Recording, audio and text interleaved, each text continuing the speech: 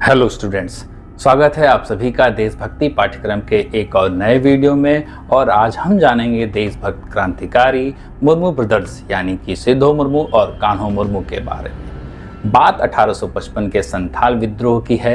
अंग्रेज जिस जिस इलाके पर कब्जा कर रहे थे वहाँ के लोगों, किसानों और मजदूरों पर उनके अत्याचार, जुर्म और शोषण बढ़ते जा रहे थे। वे जबरन लोगों पर टैक्स लगाते थे और बड़ी समस्या यह थी कि गरीब किसान मजदूर टैक्स कहाँ से देते।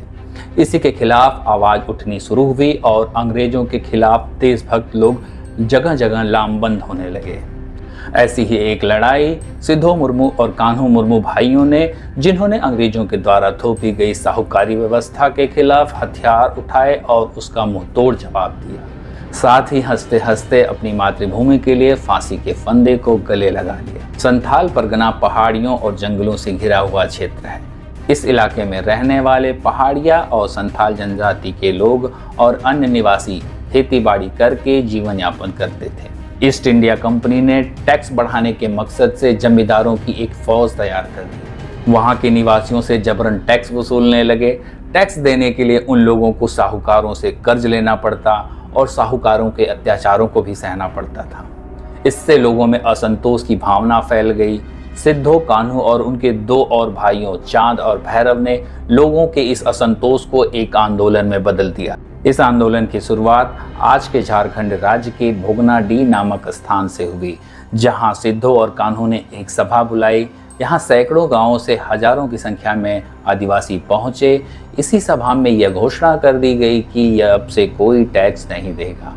इसके बाद अंग्रेजों ने इन भाइयों को गिरफ्तार करने के लिए आदेश जारी किए।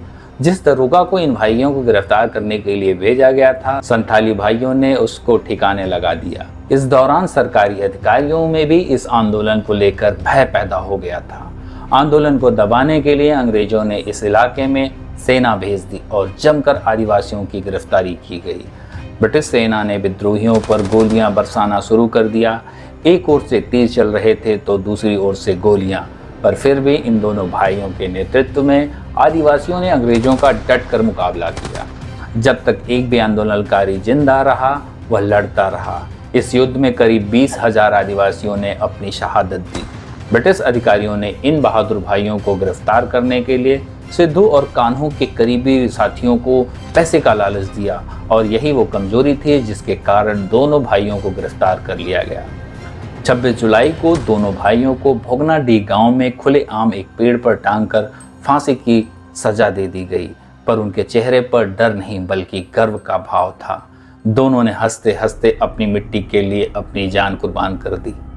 ऐसे महान देशभक्त क्रांतिकारियों को याद करते हुए भारत सरकार ने 2002 में 4 रुपए का डाक टिकट जारी किया।